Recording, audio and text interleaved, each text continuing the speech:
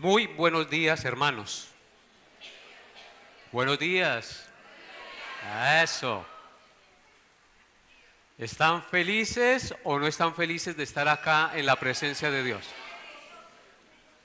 Me alegro mucho, porque el gozo del Señor es nuestra fortaleza. En Él estamos gozosos a pesar de lo que pase, porque con Él tenemos las promesas de vida eterna. En Él está el manantial de vida. En su luz veremos la luz.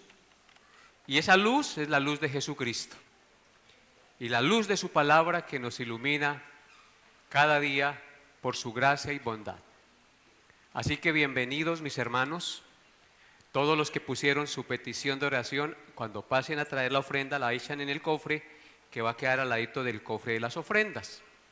Los que creen que Dios es poderoso y misericordioso para contestar nuestras oraciones.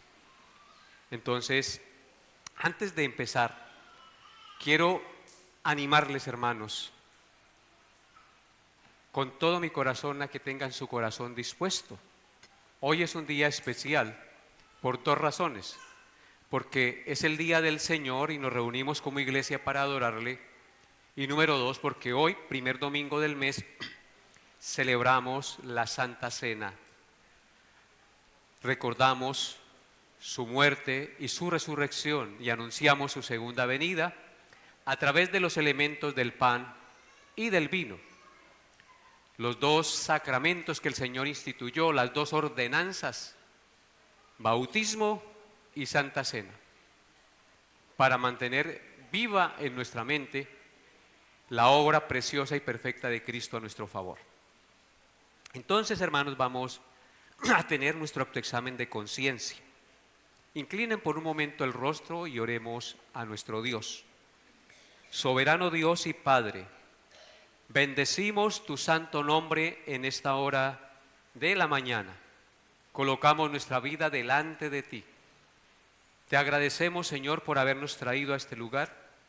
Y ahora que vamos a recibir el autoexamen de conciencia, Señor, sea tu Espíritu redarguyéndonos, sea tu Espíritu hablándonos a través de tu palabra. Seas, Señor, tú tomando mis palabras y mis pensamientos para expresar lo que es recto y justo ante tu pueblo y delante de ti, Señor. No soy digno, Señor, soy un instrumento impuro. Soy puro por la gracia de Cristo y por la justicia de Cristo que me fue imputada, pero yo no tengo justicia propia, Señor. Lo reconozco delante de ti y por eso ante ti me postro y te pido tu ayuda y te pido que ayudes a mis hermanos, los cuales están en la misma condición. Padre, gracias por usarme y gracias por ministrar, exhortar, consolar, animar y redarguir a tu pueblo. En el nombre de Jesús, amén. Abran sus Biblias, amados hermanos, en Isaías, capítulo 59. Isaías, capítulo 59. ¿Eres consciente de lo que pasa en el campo espiritual cuando pecas? Así titula la meditación del autoexamen el día de hoy. ¿Eres consciente de lo que pasa en el campo espiritual cuando pecas? ¿Qué pasa en el campo espiritual cuando nosotros pecamos delante de Dios? Leamos los versículos 1 y 2 de Isaías 59. Dice así: He aquí, no se ha acortado la mano de Jehová para salvar, ni se ha agravado su oído para oír. Pero vuestras iniquidades han hecho división entre vosotros y vuestro Dios, y vuestros pecados han hecho ocultar de vosotros su rostro para no oír. Amén. El versículo 1 de nuestro pasaje dice: He aquí, no se ha acortado la mano de Jehová para salvar, ni se ha agravado su oído para oír. En este primer versículo, como podemos ver, Dios dice a su pueblo una gran verdad que debe ser de mucho consuelo a cada uno de nosotros, que debe traer mucha esperanza a cada uno de nosotros los que creemos en Dios. Y esa verdad, esa esperanza que nos revela, ese consuelo que nos revela el texto es que la mano del Señor no es corta para salvar, ni su oído es sordo para oír. Así que cuando nosotros oramos al Señor, el Señor nos escucha. Cuando nosotros pedimos su ayuda, su intervención, su salvación en ciertas áreas de nuestra vida, o la salvación en la vida de alguien que nosotros queremos que el Señor le toque, el Señor es poderoso para extender su mano y salvarle.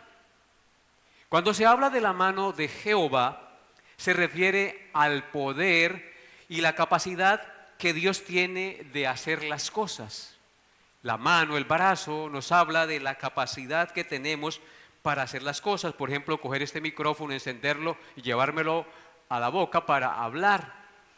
Así que la mano habla del poder y la capacidad que Dios tiene para hacer las cosas. Y cuando se habla de lo oído, hace referencia a la capacidad que el Señor tiene de recibir y escuchar siempre nuestro clamor y nuestras oraciones. Dios siempre escucha nuestro clamor y escucha nuestras oraciones.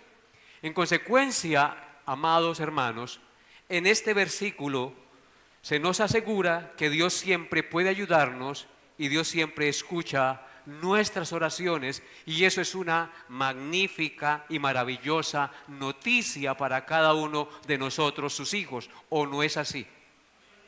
No oramos a un Dios sordo, no confiamos en un Dios que no tiene poder para ayudarnos. Por el contrario, confiamos en un Dios que tiene todo el poder en los cielos y en la tierra para intervenir en nuestra vida, y un Dios que es capaz de estar en todo lugar para escuchar nuestro clamor y tener misericordia de nosotros.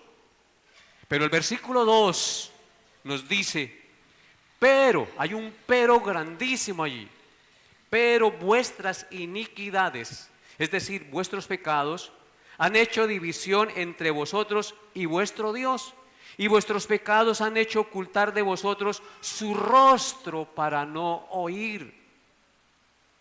Aquí cambia el panorama de lo que pasa cuando nosotros, que teniendo comunión con Dios y pudiendo ser ayudados por Dios y oídos por Dios, lo que pasa en el campo espiritual cuando nosotros pecamos, cuando nosotros hacemos iniquidad y no nos arrepentimos. La palabra nos enseña en este texto sagrado que el pecado hace dos cosas en la vida del creyente, es decir, en el campo espiritual. Hace que se pierda la comunión con Dios y su pueblo. Y número 2, hace que Dios no escuche las oraciones de su pueblo. Hermanos, el pecado no solo ofende a Dios, sino que rompe la comunión con Él. Y eso es gravísimo. Así que estamos llamados a vivir una vida de integridad y de santidad. Porque cada vez que pecamos se rompe la comunión con Dios. No solamente ofendemos su santidad y su majestad, sino que se rompe la comunión, se daña la comunicación entre Dios y nosotros. Lo que hace que perdamos entonces ese dinamismo con nuestro Creador. El pecado nos aparta, el pecado hace que Dios corte con nosotros. Y quiero aclarar una cosa, si somos hijos de Dios y hemos creído realmente en Jesucristo, no perdemos la salvación a causa de un pecado que cometamos. Lo que perdemos es la comunión con Dios. Perdemos gravemente la comunión con Dios. Así como cuando uno que es padre tiene hijos y el hijo peca contra uno, ofende al padre, el hijo no deja de ser hijo, ¿cierto? Sigue siendo hijo, pero ¿qué pasa? Se pierde la relación y la comunión entre ese hijo y el padre por su pecado, por su transgresión contra el padre. Así que, hermanos, el pecado hace que perdamos la comunión con Dios. El pecado es la transgresión de su santa ley. Y la ley es la revelación de la santidad, de su pureza y su perfección moral. Los 10 mandamientos, la ley moral de Dios, el decálogo, es la revelación de la santidad, la pureza y la perfección moral de Santo Dios. Es decir, la santa ley de Dios revela el carácter puro, santo y perfecto e inmaculado de Dios. En consecuencia, Dios aborrece el pecado porque va en contra de su santa perfección y su perfecta naturaleza y carácter. En Primera de Juan, capítulo 5, versículos 5 y 6, dice, Primera de Juan 5 y 6, este es el mensaje que hemos oído de él y os anunciamos. Dios es luz y no hay ningunas tinieblas en él. Si decimos que tenemos comunión con el Dios de luz y que no tiene tinieblas, andamos en tinieblas, mentimos y no practicamos la verdad. Eso es lo que revela la palabra de Dios. Así que el mensaje que hemos oído desde el principio de la Biblia, lo que siempre hemos escuchado es que Dios es luz. Lo que siempre se ha anunciado es que no hay ningunas tinieblas en Él, que en Él no hay pecado, que Él es perfecto, que Él es puro, que es el inmaculado, que es perfecto en su carácter. Él es santo, santo, santo. Ese es el mensaje que tú y yo sabemos de Dios, de ese Dios en el cual tú y yo creemos y confiamos. Ese Dios que se reveló en Jesucristo, el cual tiene las mismas perfecciones de su Padre. La Biblia dice claramente que en Él habita corporalmente toda la plenitud de la deidad. Así que, hermanos, si nosotros decimos que tenemos comunión con Él, porque algunos dicen yo tengo vara con el de arriba y de manera irreverente, con Chuchito, dicen algunos. Hermanos, Dios no es el de arriba simplemente, Dios no es Chuchito, Dios es el Dios 3 veces santo, el cual merece toda la reverencia, la honra, el respeto y el honor.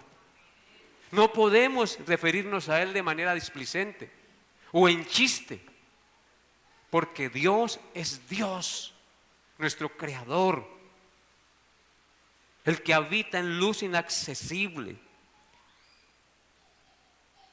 en el que no hay tinieblas. Si decimos entonces que tenemos comunión con Él, con el Dios en el cual no hay tinieblas, y andamos en tinieblas, es decir, cometiendo pecados, mentimos y no practicamos la verdad. Así que cuando pecamos, entonces estamos perdiendo la comunión con ese Dios perfecto. Cuando pecamos se pierde la relación. Y si tú y yo tenemos el Espíritu Santo, usted no va a poder estar en paz hasta que no se reconcilia con Dios y con su prójimo al cual ha ofendido. Porque ¿cómo evidenciará usted que realmente tiene comunión con su Creador? Cuando se relaciona y se perdona con el ser que ha peleado, con el ser que le ha ofendido. Perdonar de la manera que Cristo nos perdonó. Eso es lo que evidencia que realmente tú crees en Dios. Porque una cosa es creer de labios y otra cosa es creer en espíritu y en verdad. Así que, amado hermano, yo le invito hoy, en el nombre del Señor Jesucristo, a que si usted está en discordias con su esposa, con su esposo, con su hijo, con su hija, con su hermano, con su hermana, reconcíliese, perdone de corazón, de la manera que Cristo nos perdonó. Así debemos perdonarnos nosotros. Porque entonces, ¿de qué sirve venir a la iglesia si vivimos como perros y gatos, mordiéndonos y comiéndonos los unos a los otros? Y la mejor manera de mostrar la evidencia de que Dios es nuestra luz y nuestra salvación y que andamos en comunión con Él es en el hogar. Es allí donde realmente se evidencia quién es quién en la relación íntima y personal. Tener la capacidad de que si nos ofendimos, de que si decimos algo incorrecto u ofendoso al otro, al cónyuge, al hijo, tener la capacidad de decir: Señor, perdóname porque te ofendí a ti, e ir a la persona ofendida y decirle: Señor, perdóneme, cometí un error, lo que dije estuvo incorrecto, no es de un hijo de Dios que yo hubiera dicho eso. Tener esa humildad y confesarla. Y entonces, ¿qué pasará si hacemos eso? Se restablecerá, ¿qué cosa? La comunión con Dios. ¿Está usted orando al Señor y el Señor no responde sus oraciones? Puede ser que la razón por la cual Dios no responde sus oraciones es porque tal vez estés practicando un pecado o varios pecados a la vez, y por eso el Señor no responde tu oración. Porque ¿qué nos dice el texto de Isaías 59, 1 y 2? ¿Qué nos dice? He aquí, no se ha cortado la mano de Jehová para salvar, ni se ha agravado su oído para no oír, pero vuestras iniquidades han hecho división entre vosotros y vuestro Dios, y vuestro pecado ha hecho ocultar de vosotros su rostro para no oír.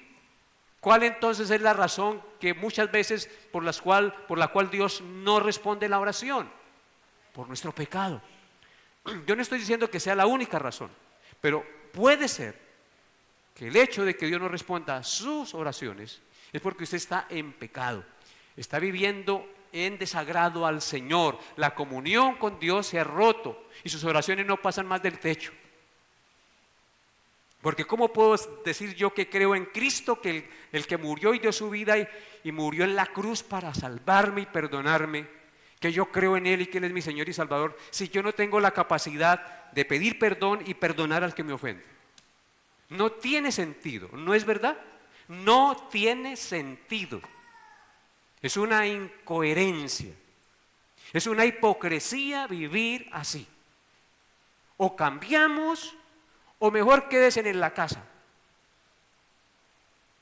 Como dicen por ahí, ¿para qué seguir haciéndole morcillas al diablo?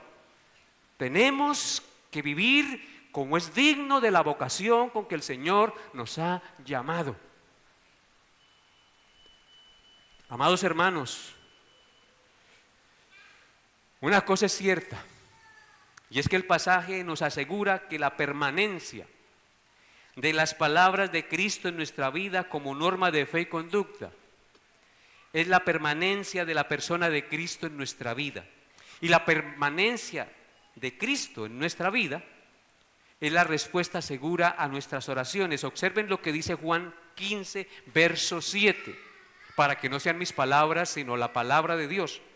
Juan 15, 7 dice: si permanecéis en mí y mis palabras permanecen en vosotros, pedid todo lo que queréis y os será hecho. Aclaro, lo que queréis no significa lo que usted quiera en su carne. Si las palabras de Cristo permanecen en su vida, usted va a pedir conforme a la voluntad de Dios. Así que si las palabras de Dios en su Hijo Jesucristo permanecen en mí, puedo pedir y seré escuchado. Porque cuando las palabras de Cristo permanecen en mí, voy a tener comunión ¿con quién?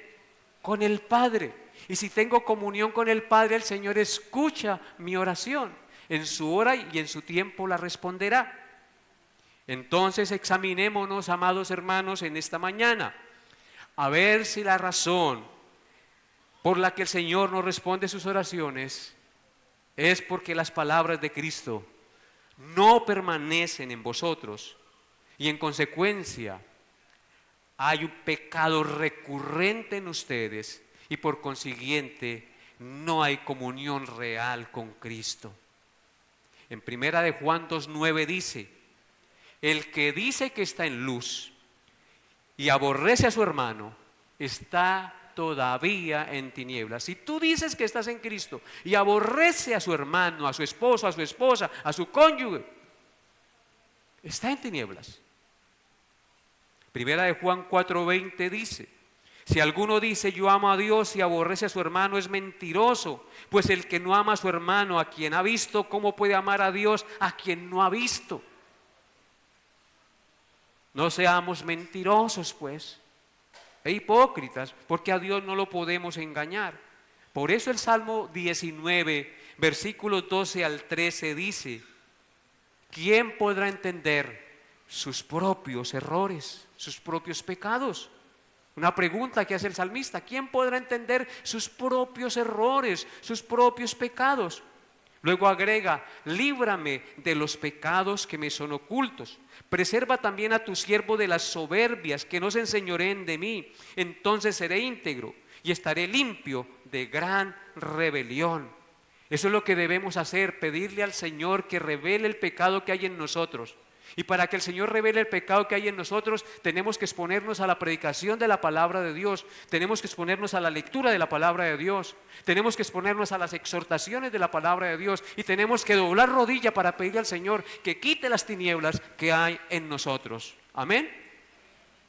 Entonces, hermanos, no podemos vivir en pecado deliberado y esperar vivir en comunión con Dios y que Él responda nuestras oraciones.